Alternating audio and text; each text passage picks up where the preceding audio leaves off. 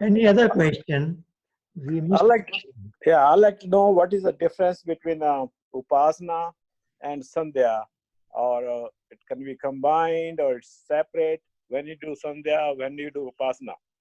Yeah, very good and very relevant question in present time. Sandhya, if you see any slightly older book, it always says Sandhyopasana. So the word Sandhya was very specific. It is, it has the word Sandhya has two connotations.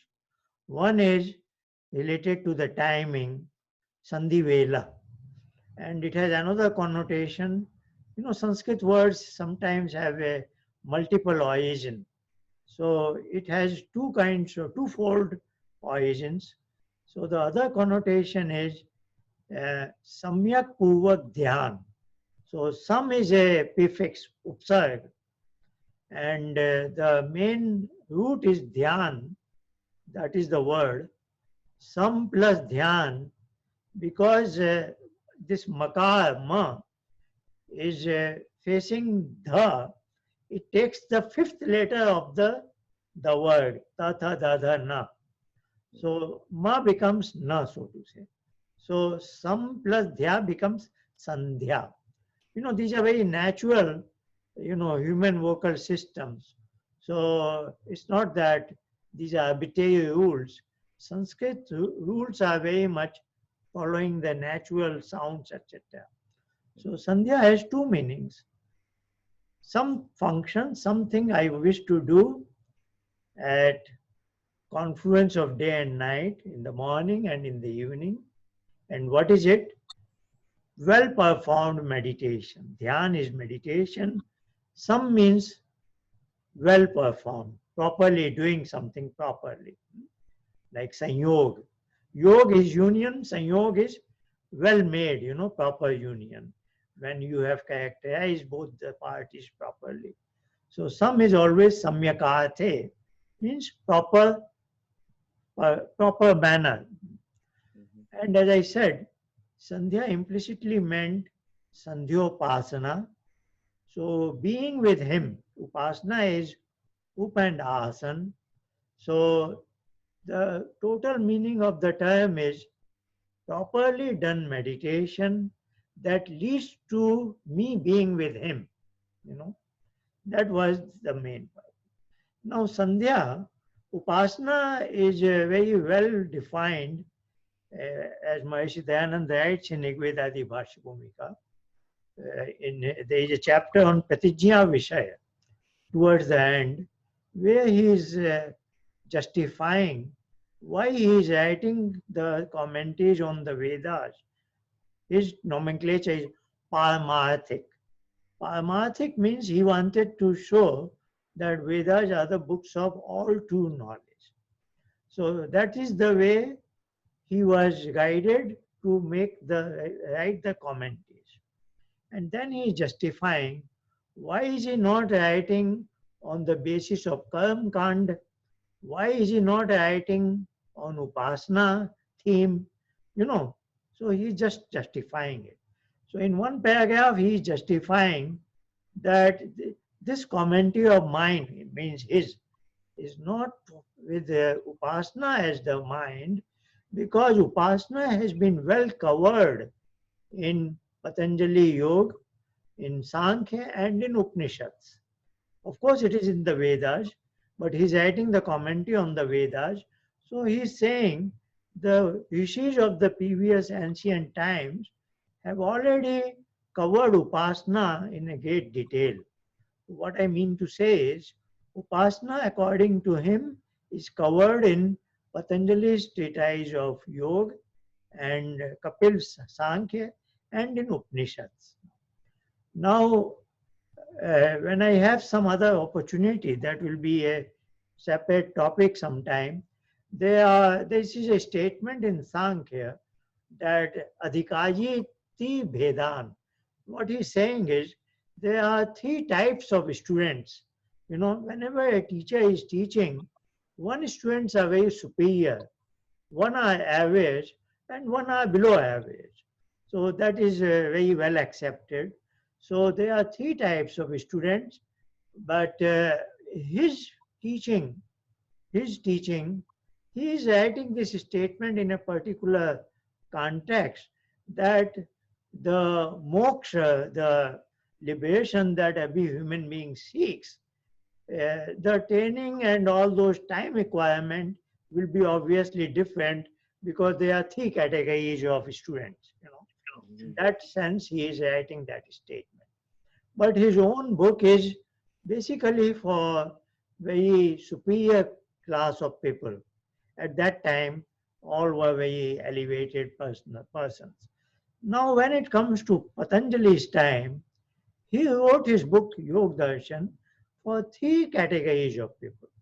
So his first chapter is Samadhi Path, which is covered yoga, is for very superior people. And then he writes uh, Kriya Yoga in the second chapter at the start of it, so that the average people so can become qualified for the yoga, for the first chapter, Samadhi Path. So he says, Kriya Yoga is for what? Samadhi Bhavanath. And Klesh Tanukarnath, what it means is, in the superior people, Klesh is very small. Now, these are technical terms, cannot go much into detail, but Kriya Yoga was to diminish Klesh so that you are qualified for the first chapter. Now, there is a third person below average, third quality. There, the Klesh has become Ashuddhi. So Klesh is generally, you are a nice person, but you are leading a materialistic life, like many Americans. They are good people, hardworking, honest, but they are not that spiritual in the sense what we are talking, attempting to be in liberation and such and such high things. They just want to live, enjoy their life, but they don't do anything unethical or immoral. Now there are third quality people, lower class, where Klesh has become Ashuddhi. Ashuddhi is impurities, where they harm others to gain something. Is it not? So for them, there is a yam and niyam, the moral code of conduct. So with third class of people, Patanjali is prescribing what is called Ashtang Yoga, where there is a prescription, how you interact with others, you be honest, you don't hurt others, ahimsa, satya, stay, vamchi. That sort of a teaching is there. Now I am talking about Ashtang Yoga. Now the Ashtang Yoga, our rishis have packaged it in a particular manner that is called Sandhya. So Sandhya is including all the 8 limbs of Ashtang Yoga. So if you write at the start of it, Om Sanno Devi, that says that I wish to be with that Supreme Being under his shower of happiness, Sanyo Visavantuna. That is a overall, motivation to be in Upasana. That, like a child going to his mother's lap, as simple as that. So the sadhak is telling himself that I want to be with him when I will be away from all the negatives and I will have all the positives, what he calls abhishtay and pitay. And then there is the Angasparsh and Mahajan mantra. Mahajan is for purification of our sensory organs, etc.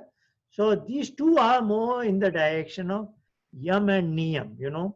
I will take care of my cleansing, outer and inner clean.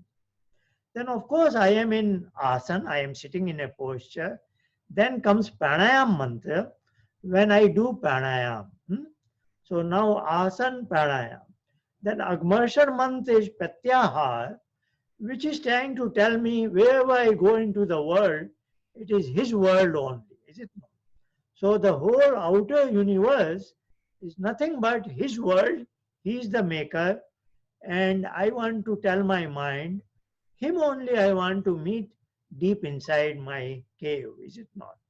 So Agvanshar Mantra becomes like Pratyaha.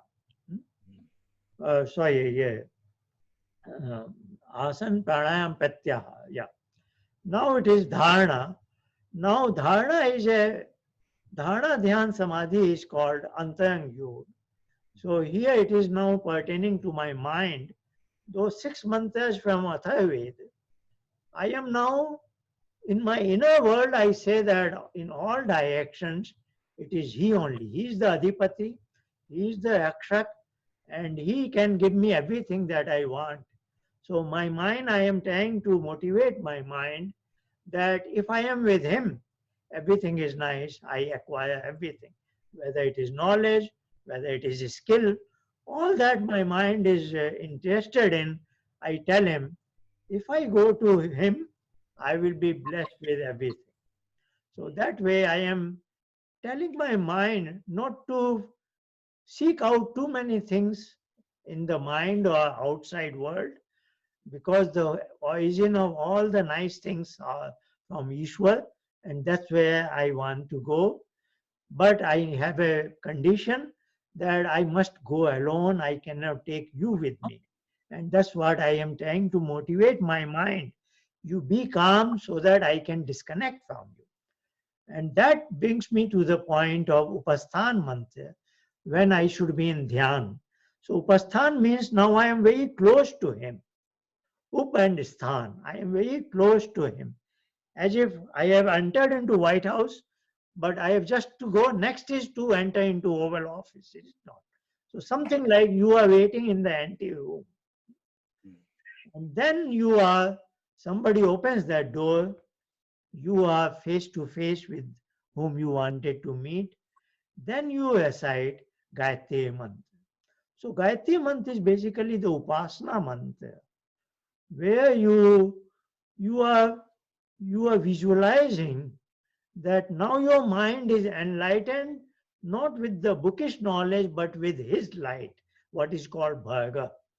So you feel you have acquired that bharga, and that will now propel you in your day-to-day life for that. Now, after reciting the Gayatri Mantra, you should now actually do the Upasana. That means you are now in meditation. So these mantras are actually preparing you to go in meditation. And then I think one should practice, I will say 10-15 minutes. And at that point, it should be like mind is blank. So these mantras are actually bringing you to a meditative mood, so that your mind is not filled with worldly thoughts. That's what we were discussing about Brahma Muhurt, etc. What is so good in that? You are not at this point engaged with worldly functions. So there is a whole day for that. So you want to be exclusively with him only, and then to be with him has a very simple criteria. Your mind must be blank. If your mind has a thought, then you should realize you are with your mind. If your mind or chitta is displaying an image, something is there, something, then you are with your chitta. So chitta vritti nirodha is a very good statement that I am now with him, so to say, and not with the world. Once you are with your mind, you are with the world. So in the world, I want to be with my wife, my son, my daughter, my friend. All these intimate, even connections, are via body and mind. Even the closest relationship.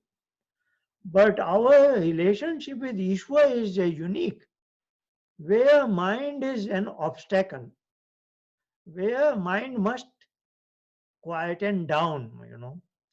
With anybody else, even with my spouse, I will be with him or her via my mind always. You know, Mind is always there. I will tell her, I think about you, I am filled with it. I may say I am speaking from my heart, but my heart is the mind at that point. So this is a very subtle point. People miss it out, and it's good. There is a lot of interest in meditation, but we should be proud of our prescription that has come from rishis. That this Vedic Sandhya was literally, it is not just meditation. It can make you to be in upasana, and then you are so much filled with it, then what comes out is what is called samarpan mantra, where you basically thank him. you know Whatever I got from you in the last few moments, I am so grateful to you. And then namaskar mantra, you you take leave from anybody, saying namaskar. So Sandhya has been very well designed, from Om Shanno to the steps. Climax is Gayatri Mantra, but then super climax is to be in Upasana with him. And it is very unfortunate that a number of people just recite these mantras and they think they have done Sandhya. I don't say it is waste of time. That is also good, the recitation of the mantras, but that is not meeting the purpose of Upasana. So we have to, you know, create an awareness in the community that people do upasana properly. It's a very frustrating exercise to try to bring your mind blank, but one has to start it. Any practice you have to start with. So this is what we are doing, as you might probably be knowing, from last week, Friday, 10:30 a.m. Central Time, we are doing, we call it meditation, Patanjali meditation. But I, of course, always explain meditation as upasana. So that's why I say we are not only mindfulness, we are going to mindlessness. That mindlessness is very important. And for that to happen, I go through mindfulness when my mind is filled with the love and that feeling about the Ishwar. But now that also has to reach out to become disconnection from mind, you know. Yes. So you are welcome to attend that session also. It's just 20 minutes a week. Oh, okay. And my aim is in about a year's time for an average person to bring a person to a point that for about 40, 50, or 60 minutes, you can be in meditation, where I will say 50% time is your attempt to reach that state, and then 50% you are in upasana. So I think a number of people should be able to succeed in that. So this is a weekly thing, but of course, I expect you to do daily practice, but learning is weekly. Right. I hope I have answered. Yeah. I have Yeah. Very answered nice. the Yes. question. Yes. Yes. Very good. Is there any way to sit longer I am period of time? sorry, my battery went off. I am able to. If you can write it, that will be better. Oh, okay. Mhm. Mhm. You may write your question. If Okay. you open the chat box, Yeah. Yes.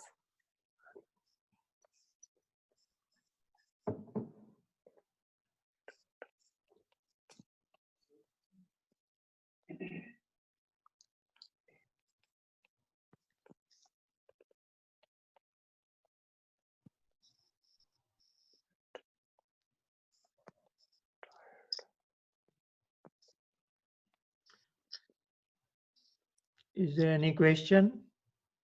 Yes.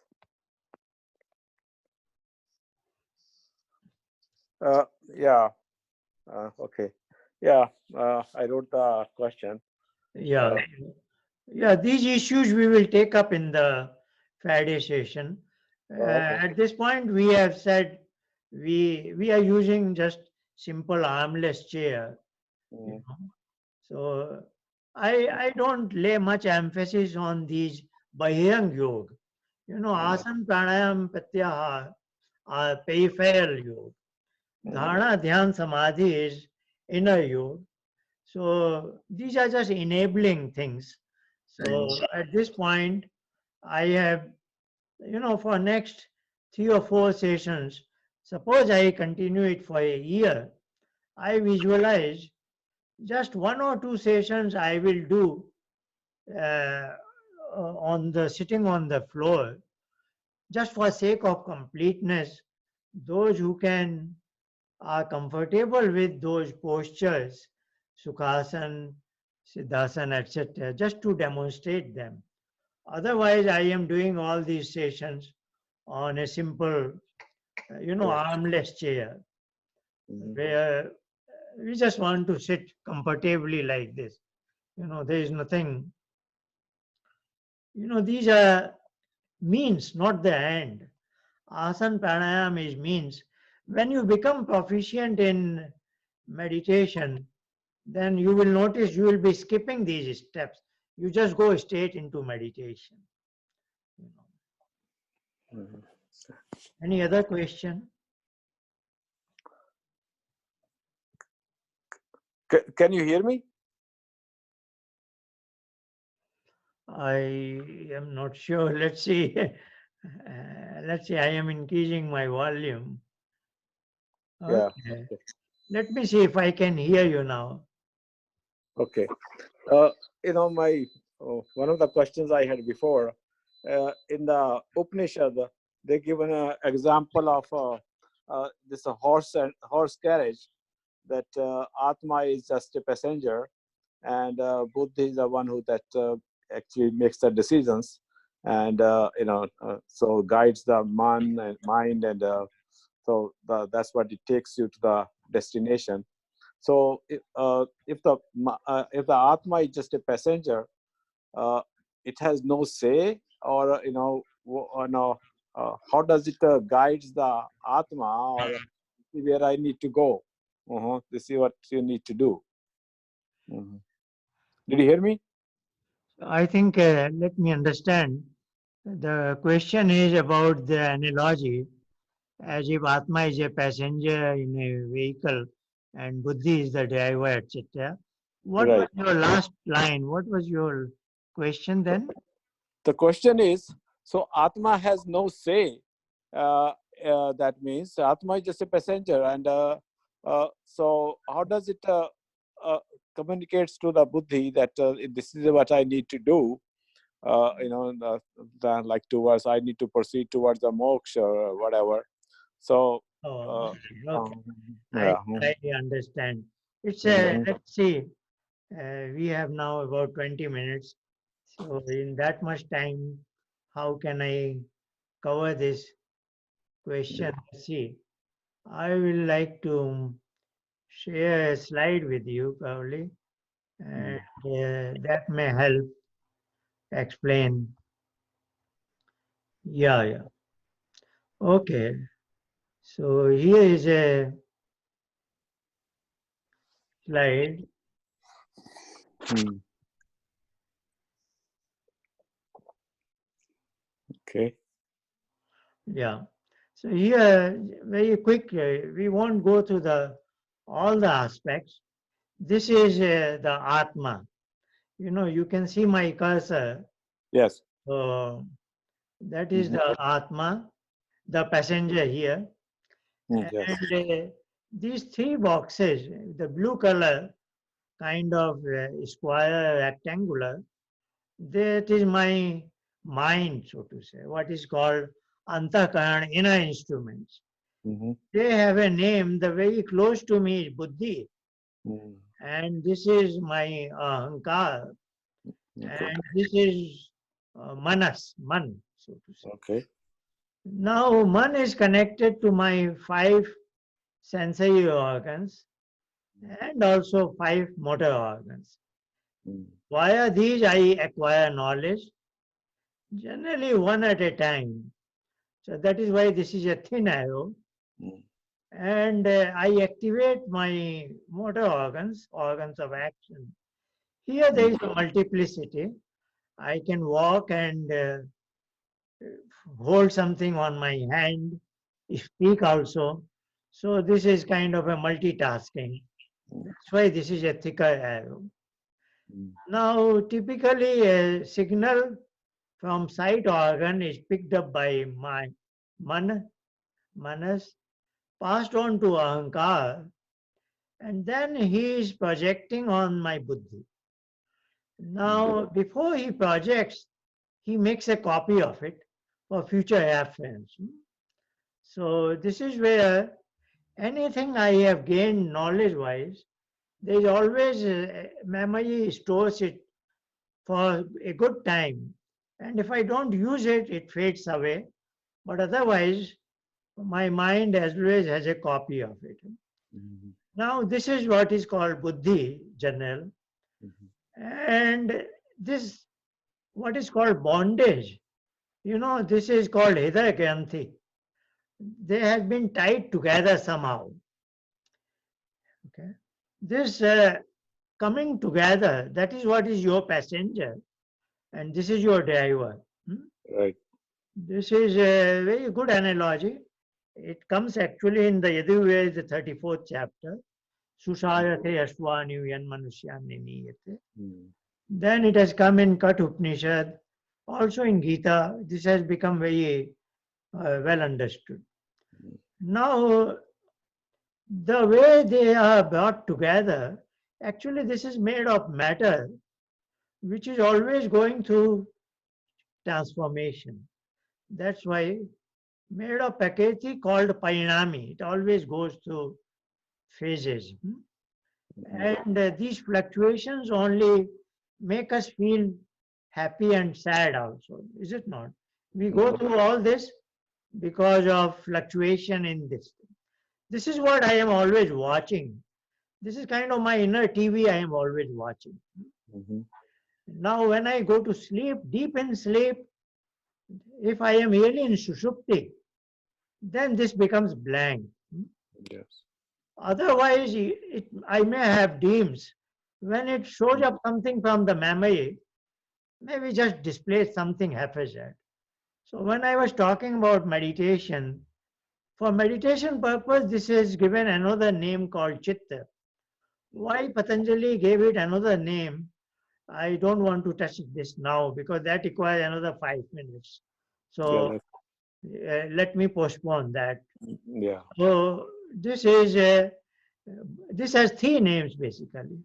It is also called Mahat, huh? Mhm. But Mahat is a very general term because out of Mahat, all these things, the whole world will be made. Whole universe is made out of Mahat. A Okay. particular Mahat that is rich in Sattva is utilized as my Buddhi. So Buddhi is a very special Mahat which is rich in Sattva because it has to do my intellectual decision making. This is my discriminatory ability. Now this is, I am usually using it to reach some conclusions. Should I do this or that? Is it a chair or a table? So all these discrimination are done by Buddhi. But I am giving you a now brief answer, Buddhi versus Chitta, but you will have to listen very carefully. Now, this has a very high potential of discrimination. Sometimes I may not use this potential. Particularly, think of meditation. If you have some practice of meditation, where you are watching this, you are not using it for any decision making or thinking or some sort of reaching a conclusion, but still something appears there, which is it is working in a very latent mode, you know, Mhm. and it is just bringing something from your memory, displaying it, but it Right. is not working at its full potential of buddhi, That is why Patanjali gives it a name as Chitta. So let's stop there for why it has three names, Mahat, Buddhi and Chitta. Now in meditation I am concerned with, because I am confronted with something is happening on this inner TV, which is like Chitta, and I want to diminish and switch it off actually. Right. So as to be with. Now your question was, this is the passenger and this is the driver. Yeah. This link, which is called a Granthi, some superior force has tied up together. That actually is my bondage. And when I get liberated, then I will be disconnected from it for permanently. So that is what is called moksha. Yes. Now, this connection is very important to understand the nature of this bondage. This is aparinami, nitya shuddha buddha mukta. This just stays what it is. But this goes through fluctuations, transformation. Yes. They are two different kinds. This is made of matter. This is non-material, but it has something like a light of consciousness, which is emitting. This has no consciousness. Right. Right. So the way they are tied together is that some of its property is passed on to it. He begins to behave like a conscious being, begins to behave. He is actually not. Like at this point, Yeah. This see body. my hand is going up and down. Yeah. Somebody will say, this person's hand is very conscious at this point. Is it not? Yes. But actually my hands don't have consciousness. The consciousness is here. Yes. But he has lent his consciousness in part to his buddhi. And buddhi has let it permeate through all these connections. And eventually I am able to wave my hand like this. Is it not? Yes. Now the point I am emphasizing is the nature of this tying up together is very peculiar, so that this borrows some of this property. It seems like it doesn't borrow, but it appears that. That's why I am awake. I am very much like a conscious being now. But the body has no consciousness. Similarly, mind has no consciousness. Consciousness is here. But that is the nature of this bondage, that this is somehow borrowed by it, and not forever, because even when I go to sleep, if I am in deep sleep, this has no consciousness. Is it not? So it just, as if my purush, this is also called as purush, it lends its consciousness when it wants to use body and mind. When I want to use it, so I lend it. Now listen to this very carefully. Now the effect of this on that we are going to discuss, which is very important. Now this is called by Vyas, who is writing a commentary on Patanjali Yoga, as Buddhi Pati Samvedi. This term is very important. This is Buddhi. Prati is counter. Samvedi is to gain that knowledge. So what he is saying is, by the design of this bondage, this granthi, this tying is up, is of such a nature that whatever is displayed here is known to this. Then they give an example of, because this is aparinami, this can go through no change whatsoever. So this has to be described. What do you mean by he knowing this? So then they give an example, an analogy of crystal glass that is called mani, kusum. Then they say, if there is a mani and if there is a jasmine flower is brought near that crystal glass is pure, but its color it adopts the color of the jasmine flower. Mm. And when the flower is removed, then it comes back to its original color, is it not? So Yes. it doesn't change its character, but Mm. it appears it has picked up the color of the flower. Mm. So that is very important to understand the nature of this bondage, that Mm. whatever appears on this inner TV screen Mm. is known to it, is known. The word is important. He Yes. knows it. Mm. Okay. Now Yes. listen to the next part very carefully now. This is called the Buddhi Vritti, which he has become aware of. Anything that happens here, now you cannot say, I saw him, but I didn't notice him. You know, that we sometimes in our worldly context, we say, I heard a sound, but I was not listening to it. Mm. But if the sound has reached here, you are bound to listen. Mm. If your sight signal has reached here, you are bound to see it. So whatever happens here is definitely known by you. Okay. Mm. Okay. Now, whatever happens here has originated because of something, your desire to learn. Like at this point, your buddhi is displaying the words that I am speaking out. Is it not? Mm. Then you are discriminating, making sense out of it, and so on and so forth. You are quite aware of it. You are alert and knowing it. Now, this is buddhi pratisamvedi. This has to happen. Now, you have come here to attend this class session to learn something, is it not? That was your desire.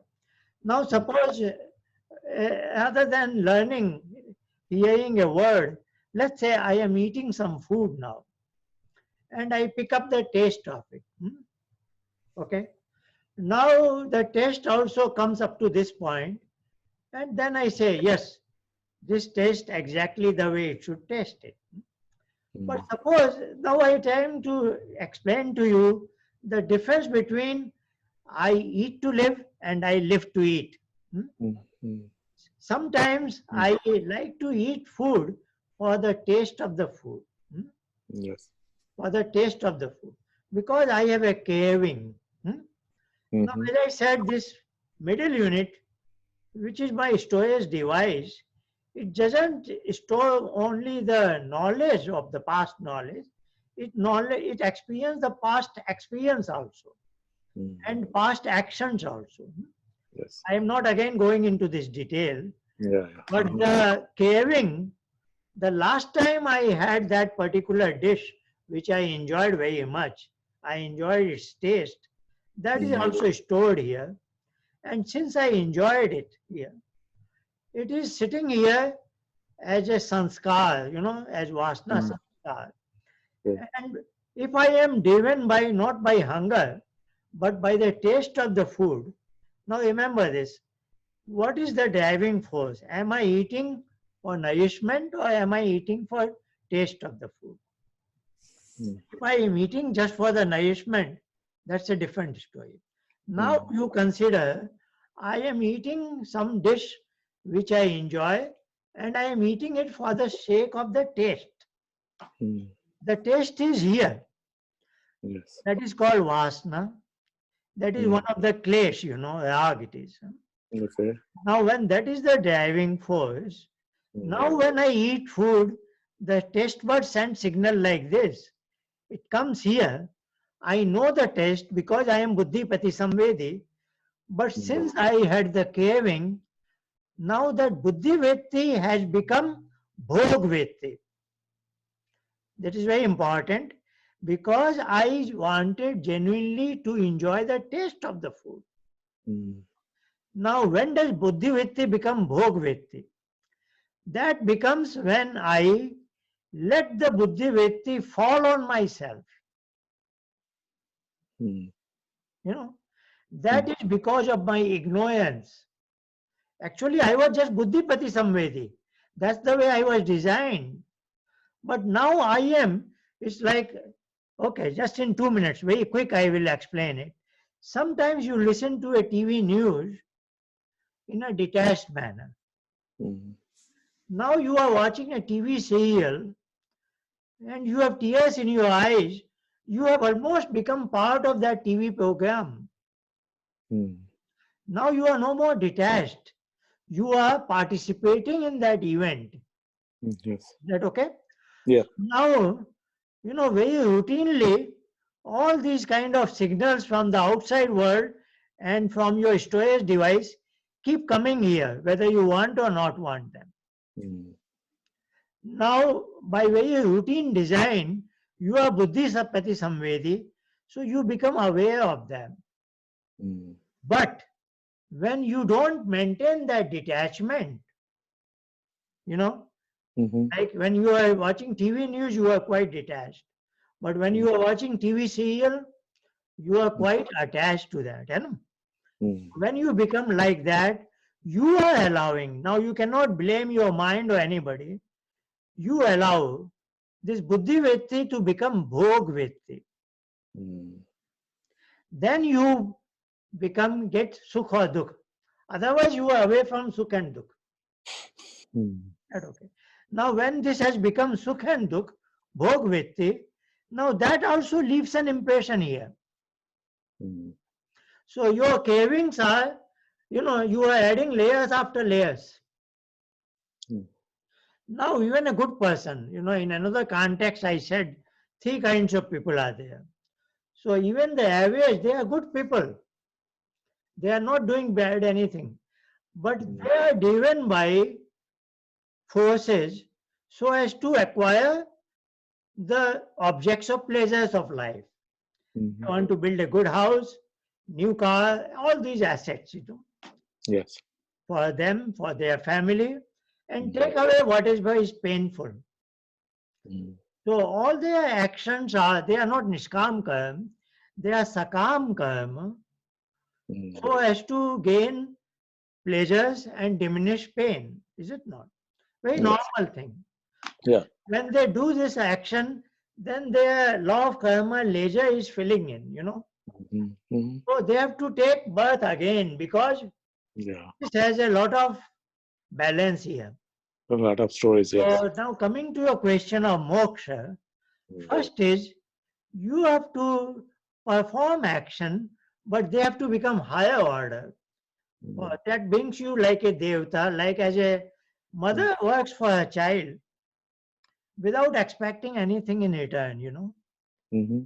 So when you perform action as if I am doing just because that Ishwar expects me to do it. Yeah. So your actions are for as if dedicated to him. That is Mm. called a Ishwar Pranidhan. Okay. Mm-hmm. When your actions are like that, then they are not making in the ledger book. Yeah. Okay. So there is no new entry. But there are old entities, which is called Klesh and Avidya. That's why the bondage took place. Now that has to be burnt, and that is burnt by means of Samadhi lab. So in Samadhi, the seeds are burnt out, bij dagdvat. Now when all the seeds are burnt and no more new leisure entry, then you are eligible for mukti. Mm. So otherwise you are in this vehicle, you are passenger, he is the driver and these are the horses and this is the ropes. So all that analogy is working Mm. and this is an unending journey. Not Yes. only this journey, but birth and life, death are cyclic, Mm. Mm. keeps on happening. Yeah. So this meditation and upasana is not just for getting away from stress and nice, cool, calm life. This is the only way you can burn the seeds of avidya, and this is the only way you can get mukti. And somehow in the literature, there is a lot of confusion as if there are other paths also. No, this is the Mm. only